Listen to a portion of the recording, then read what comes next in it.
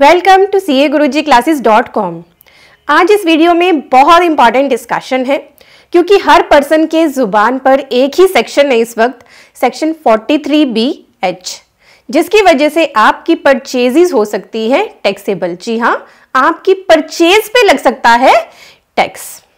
ये नया section 43BH insert किया गया थ्रू बजट 2023 और ये एप्लीकेबल हो चुका है 1 अप्रैल 2023 से, यानी कि फाइनेंशियल ईयर 23-24 और जिसका असेसमेंट ईयर है 24-25। तो अब हमारा फाइनेंशियल ईयर 23-24 ऑलमोस्ट क्लोज होने वाला है। सभी पर्सन्स अपने बुक्स की क्लोजिंग की तैयारी कर रहे हैं। क्लोजिंग के टाइम पे अब ये मुद्दा उठा है क्योंकि आपके ऑडिटर्स इस क्लोज के लिए आपकी बुक्स को चेक करेंगे और आपकी परचेजेस को डिसअलाउ करके उसे कर देंगे टैक्सेबल। तो हम इस पूरे क्लोज को बहुत ही इजी एग्जांपल्स के साथ इस वीडियो में डिस्कस कर रहे हैं। बढ़ते हैं मेरी चलिए हम एक एग्जांपल लेते हैं। आप जब भी कोई परचेज करते हैं तो एंट्री क्या करते हैं? मान लीजिए आपने राम से 1 लाख रुपए की परचेज करी 31 जुलाई 2023 को, तो उसकी एंट्रीज आप अपनी बुक्स में क्या करोगे? 31 जुलाई 2023 की एंट्री करोगे, purchase account debit to Ram. कितने से कर दोगे? 1 लाख से। 1 लाख की आपने परचेज की है तो ये 1 लाख की आपकी एंट्री आपकी बुक्स में खड़ी हो गई। ये राम आपका क्रेडिटर्स में खड़ा हो गया। जैसे ही आप इसको पेमेंट कर देंगे तो आप एंट्री करेंगे Ram account debit to bank, right? यही एंट्री आप करते हैं। अब हम मान लेते हैं आपने 31 जुलाई 2023 को जो ये परचेज की है आज तक, यानी कि आज डेट है 24 जनवरी 2024, इसकी आज तक आपने पेमेंट नहीं करी। और जो ये पर्सन राम है, ये पर्सन है माइक्रो एंटरप्राइज, ये MSME में रजिस्टर है और ये माइक्रो एंटरप्राइज है, यानी इसकी जो टर्नओवर है वो माइक्रो एंटरप्राइज के क्राइटेरिया में जो है 5 करोड़ उसमें फॉल कर रही है। इसने आपको जो इनवॉइस दिया परचेज का, उस पे अपना उद्योग आधार नंबर भी इसने मेंशन कर रखा है, उद्योग आधार नंबर भी मेंशन कर रखा है।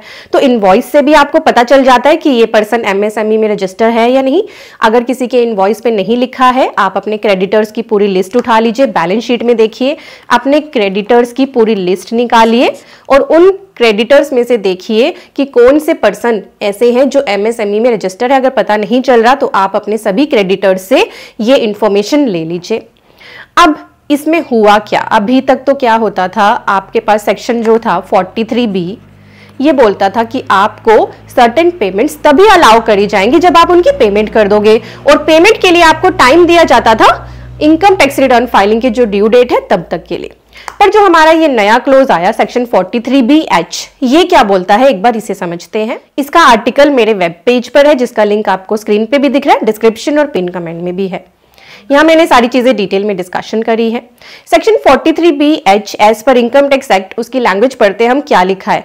Any sum payable by assessee to micro and small enterprise. पहले तो आपको ध्यान रखना है, सबसे पहले आपको एक चीज की क्लैरिटी रखनी है कि यहाँ पे सिर्फ माइक्रो एंड स्मॉल एंटरप्राइज की बात होगी, मीडियम एंटरप्राइज की बात नहीं होगी। सिर्फ 2 कैटेगरीज कवर है, micro and small. According to turnover ये 5 करोड़ की लिमिट है इसकी और इनकी 50 करोड़ है। जो मीडियम एंटरप्राइज है 250 करोड़ तक की टर्नओवर वाले, उनको यहाँ पे कवर नहीं किया गया। मैं इनकी टर्नओवर लिमिट भी अभी आपको एग्जैक्टली बता रही हूँ।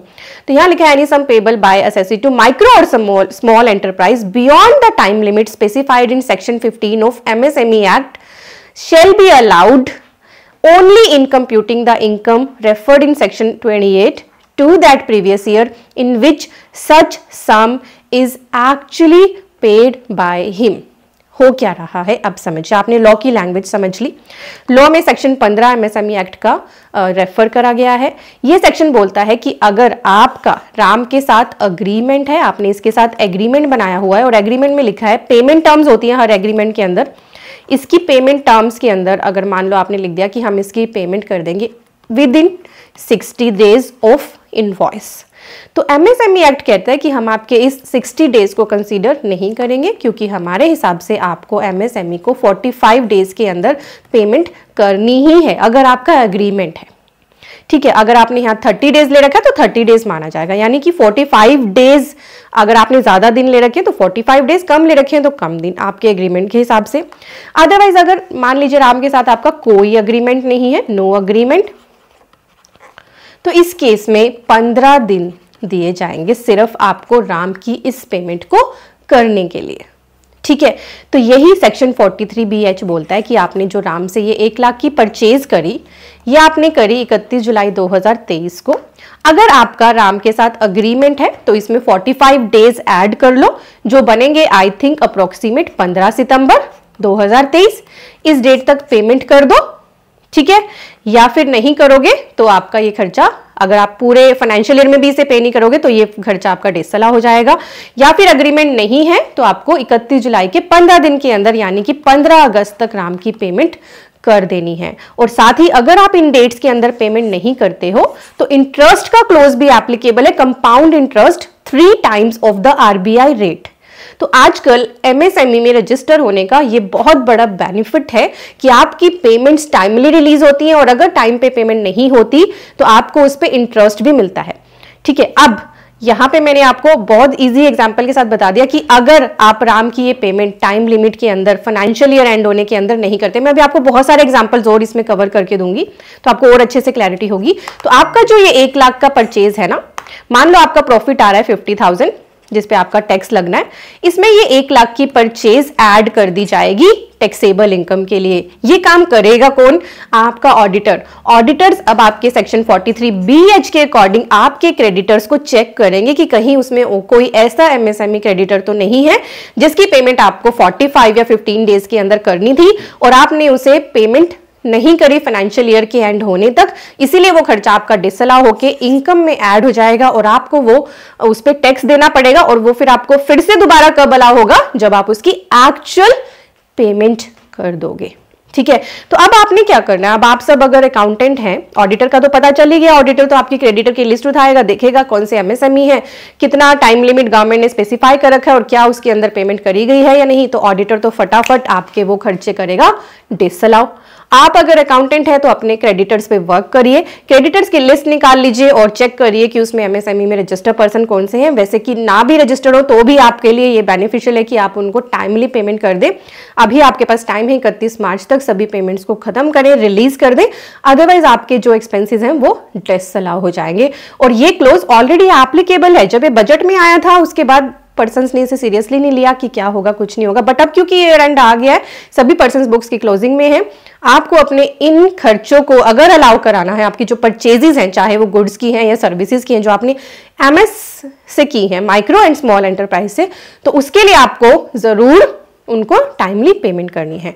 अब ये एप्लीकेबिलिटी मैंने आपको बता दी है, हो रही है 1 अप्रैल 2023 से। माइक्रो एंड स्मॉल एंटरप्राइज की डेफिनेशन है कि जो हमारे माइक्रो एंटरप्राइज हैं, रजिस्टर्ड हैं जो MSME में, उनकी investment in plant and machinery not exceeding 1 crore है and turnover not exceeding 5 crore है। और स्मॉल एंटरप्राइज की 10 करोड़ की लिमिट है प्लांट एंड मशीनरी की, और टर्नओवर की लिमिट है 50 करोड़। मीडियम एंटरप्राइज की यहाँ पे बात नहीं होगी। 15 और 45 दिन का टाइम लिमिट पीरियड है। इंटरेस्ट की भी एप्लीकेबिलिटी होती है अगर आप उसके बियॉन्ड पे करते हैं टाइम लिमिट के, और वो इंटरेस्ट जो आप पे करते हैं ना, वो आपको आपके एक्सपेंसेस में अलाउ भी नहीं होता, और वो आपको देना होता है to the supplier 3 times the RBI notified bank interest. यहाँ पे मैंने एक एग्जांपल भी कवर करा है। A ने सेल करी गुड्स B को 1 जुलाई 2023 को, B ने इसकी पेमेंट करी 1 फरवरी 2024 which is after 45 days but before 31 मार्च से पेमेंट कर दी गई, तो इसमें इंटरेस्ट एप्लीकेबल हो जाएगा, खर्चा अलाउ हो जाएगा क्योंकि फाइनेंशियल ईयर की क्लोजिंग से पहले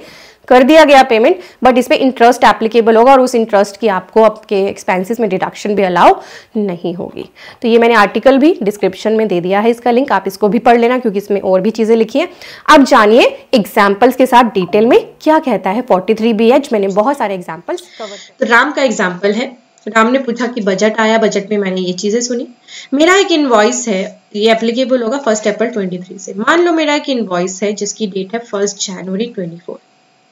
ये काम मैंने करा है जुड़ के माइक्रो एंटरप्राइज के साथ, उसके साथ मैंने कोई भी एग्रीमेंट नहीं किया, तो इसीलिए मेरे पास कोई ड्यू डेट भी नहीं है पेमेंट करने की। यानी आपको यहीं पे क्लिक हो जाना चाहिए कि ये वाली पेमेंट इनवॉइस के 15 दिन के अंदर होनी चाहिए। ठीक है, यानी इसकी ड्यू डेट एमएसएमई एक्ट के अकॉर्डिंग 15 जनवरी बनती है। एक्चुअल पेमेंट कब कर दी गई? 10 ही दिन के अंदर कर दी गई। तो बिल्कुल ये सेक्शन 43B को कंप्लाई करा। ये 43B के हिसाब से हमने लिखा डिडक्शन अलाउ होगी कौन से फाइनेंशियल ईयर में, तो ये तो 23-24 में ही अलाउ हो जाएगी ये वाली, क्योंकि टाइमली पेमेंट कर दी गई। फिर वही इनवॉइस की डेट 1 जनवरी, कोई एग्रीमेंट नहीं है तो ड्यू डेट भी नहीं बनती, बट एज पर एमएसएमई एक्ट बनती है। एग्रीमेंट के हिसाब से ड्यू डेट नहीं बनती, पर एमएसएमई एक्ट के हिसाब से 15 जनवरी तक पेमेंट होनी है। पेमेंट कब करी? 25 मार्च को या 25 मार्च को। तो ये payment with in the financial year कर दी गई, वेदर लेट तो करी गई है बट ये पेमेंट बेसिस पे अब अलाउड होगा, बट वो भी पेमेंट भी with in the financial year करी गई है, तो ये भी 23-24 में अलाउ हो जाएगा। फिर वही इनवॉइस है, एग्रीमेंट नहीं है तो एग्रीमेंट के हिसाब से ड्यू डेट भी नहीं है। एमएसएमई एक्ट के हिसाब से 15 जनवरी ड्यू डेट है। पेमेंट करी 10 अप्रैल को, यानी ड्यू बेसिस पे तो ये अलाउ नहीं होगा 23-24 में, क्योंकि पेमेंट ही नहीं करी 23-24 में। पेमेंट कब करी है? फाइनेंशियल ईयर 24-25 में, तो 24-25 में जाके ये अलाउ हो जाएगा। देन अब मानिए कि इनवॉइस की डेट है 20 मार्च, कोई एग्रीमेंट नहीं है तो एग्रीमेंट के हिसाब से ड्यू डेट भी नहीं है, तो कोई एग्रीमेंट नहीं है तो 15 दिन के अंदर पेमेंट होनी चाहिए, जो बनेगी 3 अप्रैल। और ये पेमेंट कब करी गई? 3 अप्रैल को करनी थी, 30 मार्च को ही कर दी गई, पहले ही कर दी गई, ड्यू डेट से भी पहले, तो 23-24 में ये अलाउ है। देन अग्रीमेंट जो इनवॉइस की डेट है वही 20 मार्च, कोई एग्रीमेंट नहीं है, कोई एग्रीमेंट के हिसाब से ड्यू डेट नहीं है, बट एमएसएमई एक्ट के हिसाब से ड्यू डेट यही है। और एक्चुअल पेमेंट कब करी? 2 अप्रैल को करी। ये केस सबसे इंपॉर्टेंट है, इस केस में पेमेंट कब करी है? ड्यू डेट से पहले, इसीलिए ये ड्यू बेसिस पर एज पर according to the invoice date allow हो जाएगा 23-24 फाइनेंशियल ईयर में ही, है ना।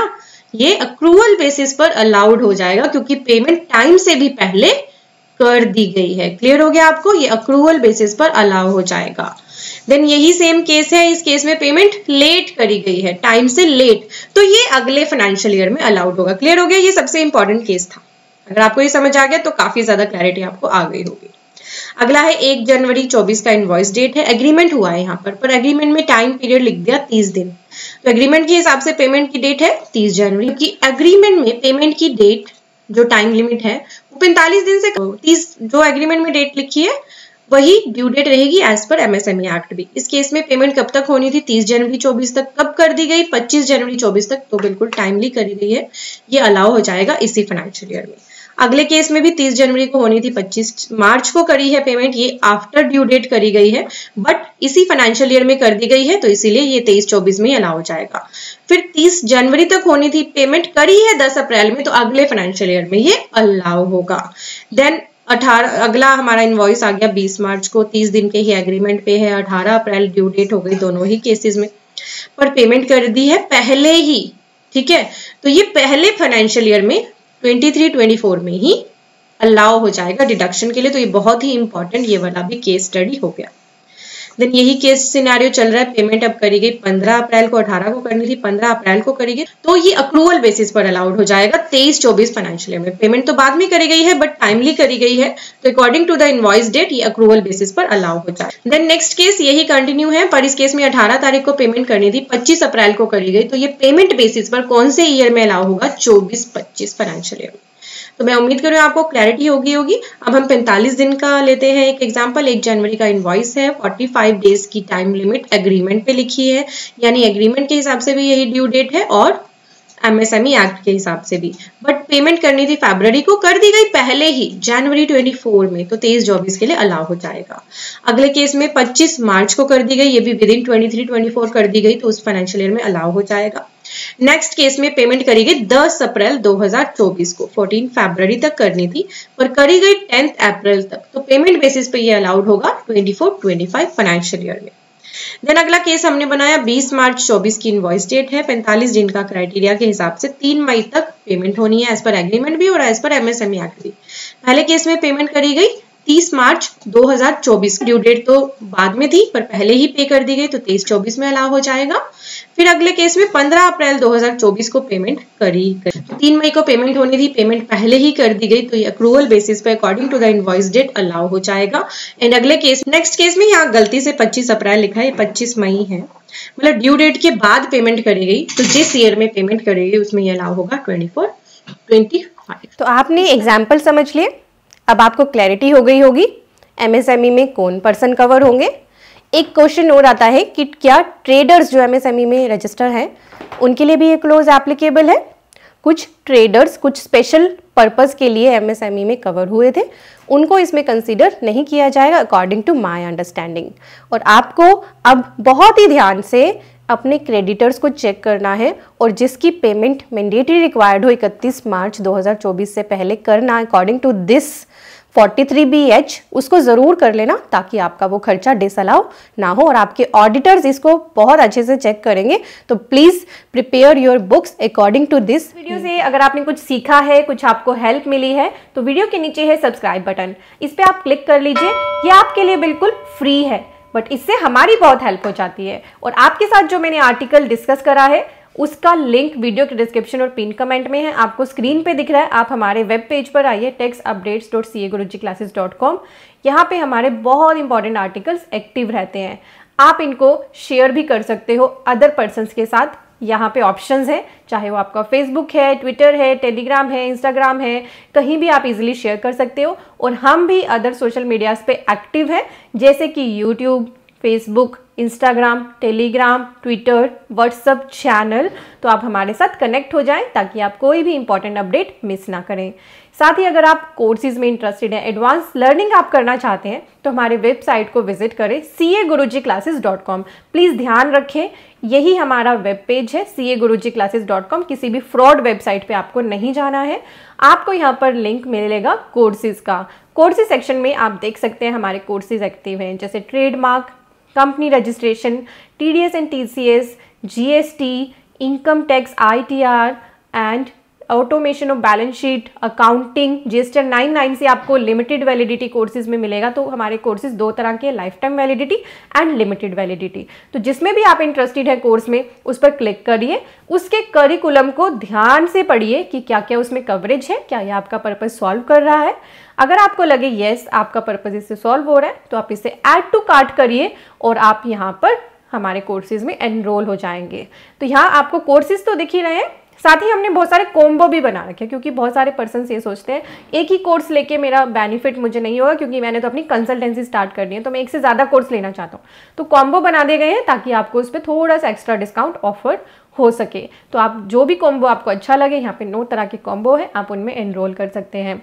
और अब आप कुछ पर्सन कहते हैं कि यहाँ तो ये कोर्स की बात करते रहते हैं। देखिए कोर्सेज आजकल जो ऑनलाइन कोर्सेज अवेलेबल है ना, इनका बेनिफिट ये होता है कि एक तो आपको कहीं जाने की ज़रूरत नहीं है, घर बैठे आप बहुत ही लिमिटेड टाइम के अंदर सीख सकते हो और फिर सीख के अपनी अर्निंग स्टार्ट कर सकते हो। जितना जल्दी सीखोगे उतना जल्दी अर्निंग स्टार्ट कर दोगे।